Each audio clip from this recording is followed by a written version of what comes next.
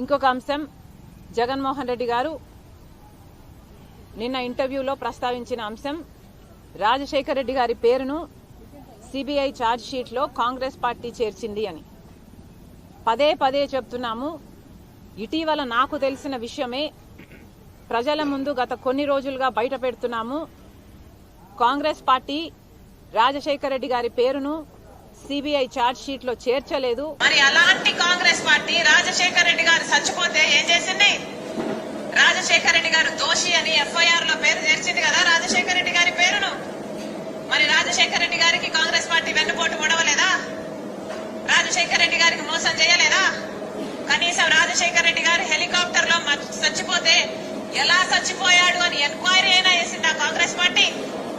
అసలు పట్టించుకుందా కాంగ్రెస్ పార్టీ? అంత గొప్ప నాయకుడే 2 సార్లు అధికారంలోకి తెచ్చాడే, కనీసం కృతజ్ఞత ఉందా కాంగ్రెస్ పార్టీకి? బతికున్నప్పుడేమో ఇంద్రుడు చంద్రుడు అని పొగిడాడే, కనీసం చచ్చిపోతే పొగడకపోయారు. ఆ మనిషిని ఎఫ్ఐఆర్ లో చేరుస్తారా దోషి అని? సిగ్గుండాలి కదా. మళ్ళీ ఇప్పుడు కాంగ్రెస్ పార్టీ రాజశేఖర రెడ్డి గారిని బొమ్మ పెట్టుకుని మళ్ళీ ఓట్లు అడుగుతుందా? కాంగ్రెస్ పార్టీ మనిషి రాజశేఖర రెడ్డి గారు? అసలు రాజశేఖర రెడ్డి గారు బ్రతికే ఉంటే ఈరోజు కాంగ్రెస్ పార్టీ మీద ఉమ్మేసేవాడు.